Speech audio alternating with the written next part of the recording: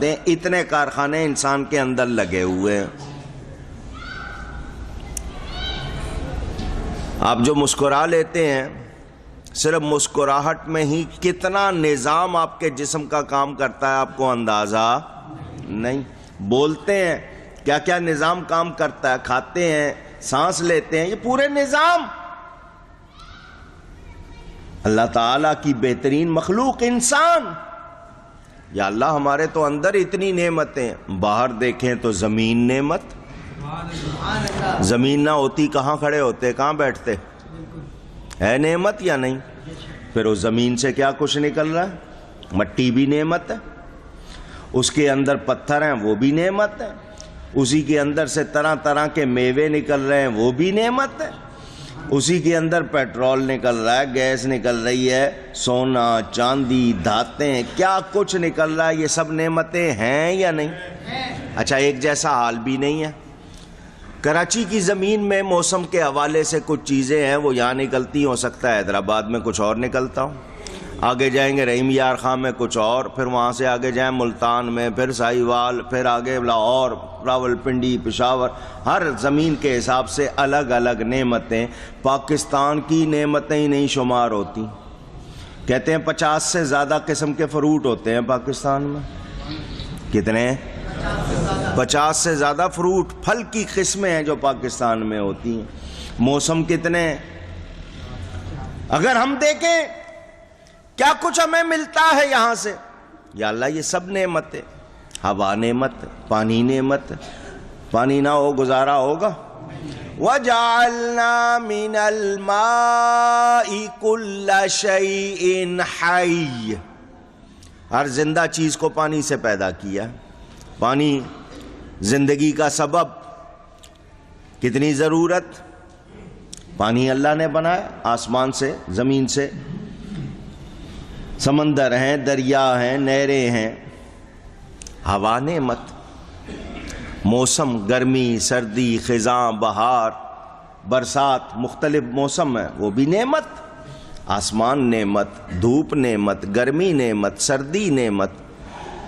خود اللہ فرماتا ہے وَإِن تَعُدُّوا نِعْمَةَ اللَّهِ لَا تُحْصُوهَا، اور اگر تم اللہ کی نعمتوں کی گنتی کرنا چاہو گن نہیں سکتے۔ گن کوئی بھی دنیا کا آدمی کہے نہیں جی میں نے ایسا آلہ بنا لیا ہے میں گن سکتا ہوں، گن کے دکھائے، اس کی عمر ختم ہو جائے گی، وہ ایک علاقے کی نعمتیں نہیں گنے گا۔ آج دنیا بہت ایڈوانس ہو گئی ہے، بتا دے پوری دنیا میں سونا کتنا ہے؟ ایک چیز ہی بتا دو، گھروں میں کتنا ہے، پہنا ہوا کتنا ہے، زمین میں کتنا ہے، پہاڑوں میں کتنا ہے، کتنے علاقے ہمارے ریگستانوں میں پڑا ہوا ہوتا ہے،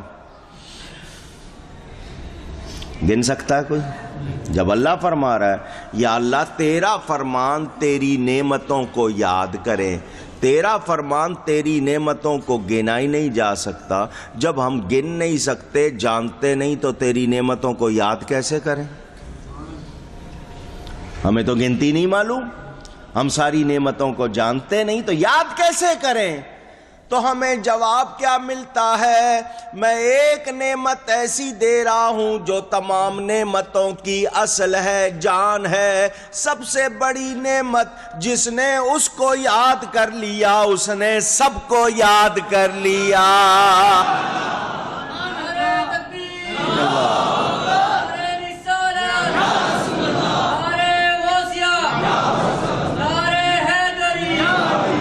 وہ سب سے بڑی نعمت میرے اور آپ کے پیارے نبی پاک صلی اللہ علیہ وسلم، جو تمام نعمتوں کی اصل ہیں، جان ہے۔ ہمیں جو کچھ ملا ہے ان کے صدقے ملا، وہ نہ ہوتے تو کچھ بھی اونچی۔ اللہ فرماتا ہے وَأَمَّا بِنِعْمَةِ رَبِّكَ فَحَدِّثْ، اور اپنے رب کی نعمت کا خوب چرچا کرو، اپنے رب کی نعمت کا اونچی کہیے. اللہ فرما رہا ہے, تم روکنا چاہتے ہو؟ اللہ فرما رہا ہے خوب چرچا کرو. تو ہم کرتے ہیں, کرتے آئے ہیں, انشاءاللہ کرتے رہیں گے. یہ سب سے بڑی عید ہے.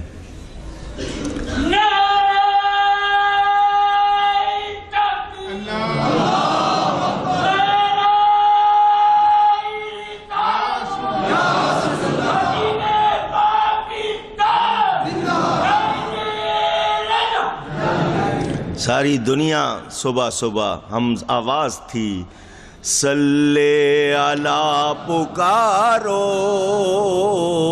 سرکار آ رہے ہیں. صلی علی پکارو, سرکار. اب کہتے ہیں صلی علی پکارو, سرکار آ گئے ہیں. صلی علی پکارو, سرکار. اٹھو اے بے سہارو, سرکار آ گئے ہیں. اٹھو اے بے سہارو.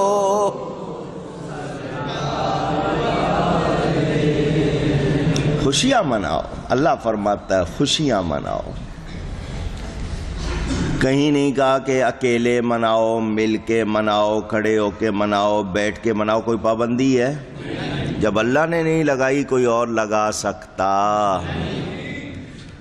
گھر گھر, گلی گلی, کوچا کوچا, در در ماشاءاللہ میلاد منایا جا رہا.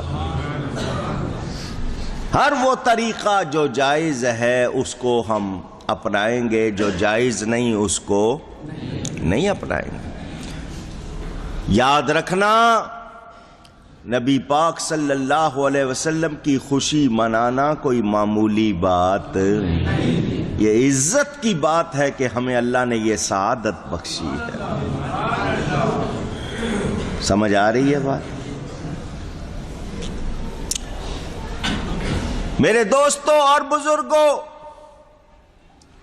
نبی کریم صلی اللہ علیہ وسلم سب سے بڑی نعمت. میں نے جو بات سنائی ہے اس کی دلیل بھی ہے, آپ کو وہ بھی سنائی ہوئی ہے. حضرت ابی ابن کعب رضی اللہ تعالی عنہ حضور صلی اللہ علیہ وسلم کی بارگاہ میں آئے. حضور میں دعا کرتا ہوں نا, جب ایک حصہ درود پڑھتا ہوں, باقی 3 حصے دعا کرتا ہوں, میرا یہ طریقہ ٹھیک ہے؟ فرمایا بہت اچھا ہے. درود زیادہ کر دے تو تیرے لیے اور اچھا ہے. تو کہہ رہا میں کیا کرتا ہوں, کیا کرتا ہوں؟ دعا. کیا کرتا ہوں؟ دھیان سے. الدعاء مخ العبادہ, دعا عبادت کا مغز. الدعاء هو العبادہ, دونوں حدیثیں. دعا عبادت کس سے کی جاتی ہے؟ وہ کیا پڑھ رہے ہیں دعا میں؟ درود شریف. کیا پڑھ رہے ہیں؟ دھیان دو ذرا. حضور آگے سے یہ نہیں کہتے کہ دعا میں تو اللہ سے باتیں کی جاتی ہیں, اللہ کے سامنے حاجتیں پیش کی جاتی ہیں, دعا میں درود کا کیا مطلب. نہیں, وہ کہتے ہیں میں دعا کرتا ہوں, سمجھنے کے لیے بات کروں, 1 گھنٹہ دعا کرتا ہوں, 15 منٹ درود شریف پڑھتا ہوں, باقی 45 منٹ اپنی حاجتیں پیش کرتا ہوں. ٹھیک ہے. فرمایا بہت اچھا ہے, درود زیادہ کر دے تیرے لیے اور اچھا ہے. نہیں سمجھے بات کو. دعا رب سے ہو رہی ہے, عبادت ہے, بغیر درود کے بات بن رہی ہے اونچی. درود و سلام پیش کیا جائے دعا میں, لازمی ہے, ضروری ہے. تو جو اس کو منع کرے, جب دعا پوری نہیں ہوتی, عبادت پوری نہیں ہوتی, ہماری محفل کہاں سے پوری ہو سکتی ہے؟ اچھا, وہ صحابی آگے سے یہ نہیں کہتے حضور میں نے بہت کچھ مانگنا ہوتا ہے, تو اگر درود زیادہ کروں گا تو پھر مانگوں گا کیسے؟ نہیں, وہ کہتے ہیں اچھا آدھا ٹائم دعا, آدھا ٹائم درود. اب ٹھیک ہے. حضور صلی اللہ علیہ وسلم نے فرمایا بہت اچھا ہے, درود اور زیادہ کر دے تیرے لیے اور اچھا ہے. وہ صحابی تھے، فوراً کہا 3 حصے درود 1 حصہ دعا، اب ٹھیک ہے؟ حضور نے فرمایا بہت اچھا ہے، درود اور زیادہ کر دے تیرے لیے اور اچھا ہے۔ وہ صحابی آگے سے یہ نہیں کہتے پھر میں دعا کس وقت کروں گا، نہیں، وہ کہتے حضور اب میں جب دعا کروں گا صرف درود آپ پر بھیجوں گا اور کچھ نہیں کروں گا۔ اب ٹھیک ہے؟ فرمایا تو ایسا کرے گا تو تو جو مانگے گا اور جو نہیں مانگے گا سب ملے گا۔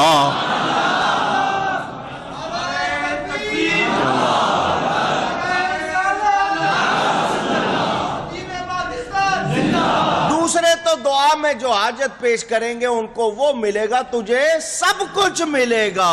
کیا مطلب؟ جس نے نبی کو یاد کیا اس نے سب کو یاد کر لیا۔ سمجھ آ رہی ہے بات؟ درود و سلام سے روکنے والوں ذرا سمجھو تو صحیح۔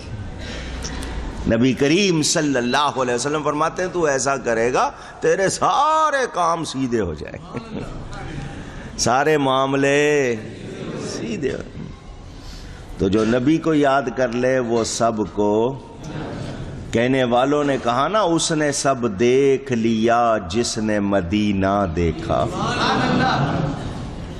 کچھ نے کہیں گے ہم نے فلانا ملک دیکھا، فلانا دیکھا، فلانا دیکھا، اس نے جواب دیا اس نے سب دیکھ لیا جس نے مدینہ دیکھا۔ موسیٰ علیہ السلام کی قوم کہتی ہے رب دکھاؤ تو مانیں گے، بن دیکھے رب کو مان سکتے، رب دکھاؤ۔ میرے نبی سے کسی نے کہا ایسا؟ نہیں، فرق ہے، وہ کلیم اللہ ہیں، بڑی شان والے ہیں، مگر قوم کہتی ہے رب دکھاؤ تو مانیں گے۔ میرے نبی سے کسی نے ایسا نہیں کہا۔ سب دیکھنے والے کہتے ہیں جس کا حبیب ایسا ہے اس کا خدا کیسا ہوگا۔ ہمیں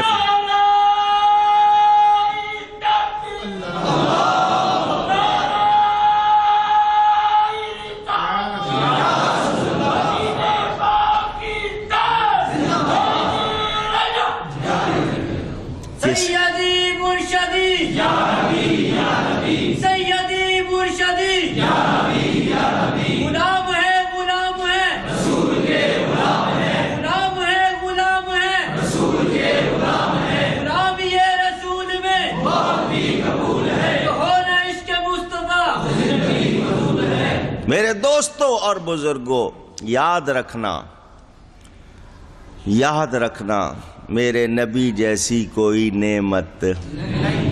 اچھا، اگر میں نعمت کا بیان شروع کروں اور خصائص اور فضائل بیان کروں عمر گزر جائے بیان ختم نہ ہو۔ یا اللہ تو نے جو نعمت دی ہے ایک ایک چیز کو دیکھ لو، بالوں کو دیکھ لو، رنگ دیکھ لو، نئے نقش دیکھ لو، ان کے اندر جو جو برکتیں ہیں وہی دیکھ لو۔ بال، مجھے اور آپ کو اجازت نہیں مسجد میں کنگھی کریں، اگر کر لیں بال ٹوٹ کے گر گیا ناپاک ہو جائے گا۔ بال ٹوٹا تو مسجد میں گر گیا تو ہم گناہ گار ہوں گے، اس لیے مسجد میں کنگھی نہیں۔ ہاتھ بھی پھیرو تو بڑے احتیاط سے توجہ رکھیں کہ کوئی بال ٹوٹ کے نہ گرے۔ نبی پاک صلی اللہ علیہ وسلم اپنے بال خود تقسیم کرواتے ہیں۔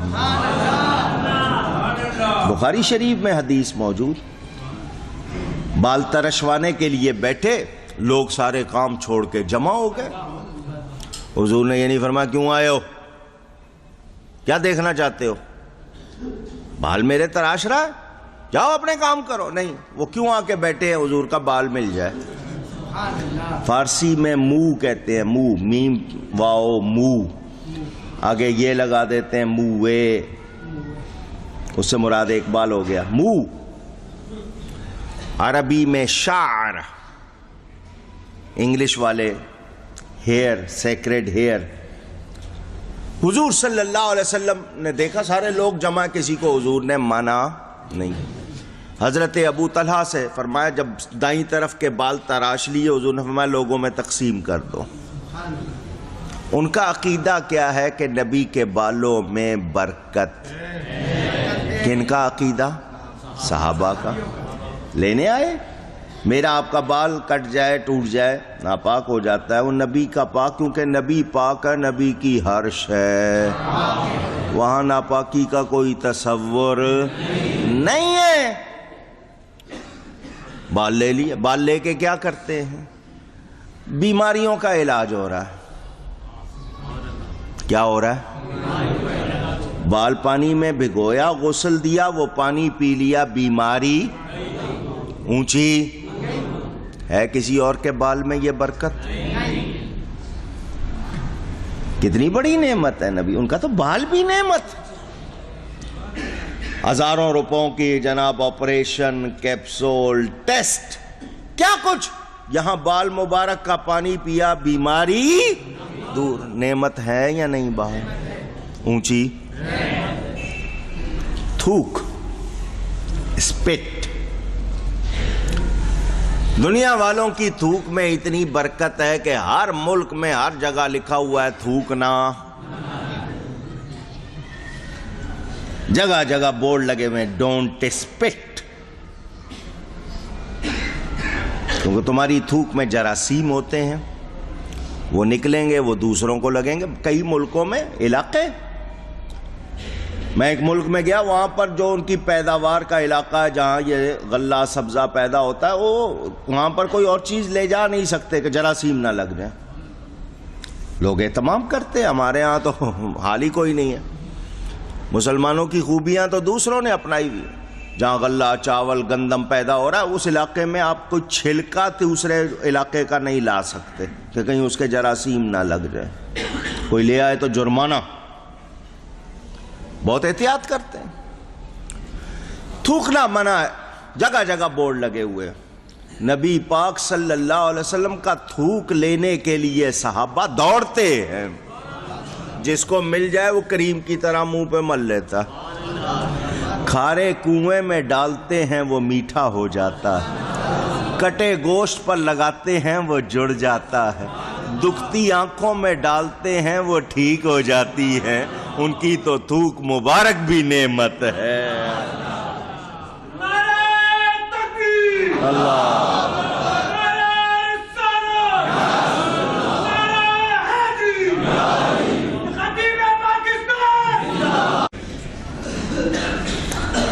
نفیس طبع آدمی، صفائی پسند، ذہن میں سوچے گا تھوک، ناک کی رینٹ، فضلات جو جسم سے نکلتے ہیں، اس کے ذہن پر ذرا ہو سکتا ہے تھوڑا سا بھاری ہے، محبت ہو جائے تو پھر سمجھ آ جائے گی، محبت ہو جائے تو سمجھ آ جائے گی۔ یہ بہت بڑا مسئلہ محدثین نے لکھا ہے اور دلائل دے کر پیش کیا ہے کہ نبی پاک کی ہر چیز پاک ہے۔ آپ کے ذہنوں میں بوجھ ہوگا، وہاں کوئی ایسا معاملہ نہیں ہے۔ اور زمین سے ہی اگتے ہیں نا سارے درخت، لکڑی میں بو ہوتی ہے یا نہیں؟ پوچھ رہا ہوں، سندل میں خوشبو کیوں ہوتی ہے؟ وہ بھی تو اسی زمین سے نکلا ہے۔ 10 گز کی زمین میں آپ نے 4 درخت دوسرے لگا دیے، 4 سندل کے لگا دیے، دوسرے میں سے بو آ رہی ہے، سندل میں سے خوشبو آ رہی ہے، وہی زمین ہے، اسی میں بویا ہے، تو اللہ نے سندل میں خوشبو رکھی ہے یا نہیں؟ پوچھ رہا ہوں، عود میں خوشبو رکھی ہے یا نہیں؟ تو وہ بھی رب نے ہی اگایا ہے، تو رب نے سب کو ایک جیسا نہیں بنایا، اپنے حبیب کو کیسا بنایا یہی تو سمجھا رہا ہوں۔ ان کو اپنے جیسا نہ سمجھو، ان جیسا کوئی بھی نہیں ہے، ان جیسا کوئی بھی، ان میں کوئی نقص نہیں، کوئی ان میں عیب۔ یہ صرف میرا عقیدہ نہیں، صحابی بھی کہتے ہیں خلقت مبرأ من کل عیب، حضور آپ ہر عیب سے پاک پیدا ہوئے۔ صحابی کا بیان سنو، صحابی کہتے ہیں وہ مکھی جو گندگی پر بیٹھ جاتی ہے، نجاست پر بیٹھ جاتی ہے، اللہ نے اس کو نبی کے لباس پر بیٹھنے کی اجازت نہیں۔ مکھی آپ کے تو منہ پر بیٹھ جاتی ہے، کئی مرتبہ آپ خود کو تھپڑ بھی مارتے رہتے ہیں، اس کو ہٹاتے ہیں، وہ مارنا چاہتے ہیں، وہ مرتی نہیں ہے، خود کو ہی تھپڑ مار رہے ہوتے ہیں۔ مکھی گندگی پہ بھی بیٹھ جاتی ہے، آپ کے جسم پہ بیٹھ جاتی ہے، نبی کے لباس پر بھی اس کو بیٹھنے کی اجازت نہیں تھی، کیونکہ وہ گندگی پر بیٹھ جاتی ہے۔ تو نبی کے بارے میں جب بھی بات کریں سوچنا پڑے گا وہ ہمارے جیسے نہیں ہیں، وہ کیسے ہیں کہ ان جیسا کوئی بھی اونچی نہیں ہے۔ جب ان کو اعلیٰ مانتے ہیں تو جب وہ اعلیٰ ہیں اور ان جیسا مخلوق میں کوئی اعلیٰ نہیں ہے تو ماننا پڑے گا وہ خصوصیات والے ہیں۔ اور میں رات آپ کو بتا چکا، اللہ نے پیدا ہی ان کو تعریف کے لیے کیا، نام ہی اتنا پیارا رکھا، تو یاد رکھنا ان کے بارے میں کسی عیب کا تصور ہو سکتا نہیں۔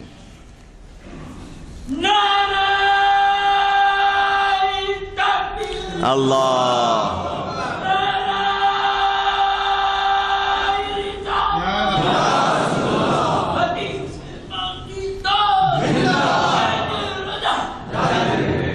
سانس لے لیا کرو یار، کہیں تمہارا سانس ہی نہ گھٹ جائے۔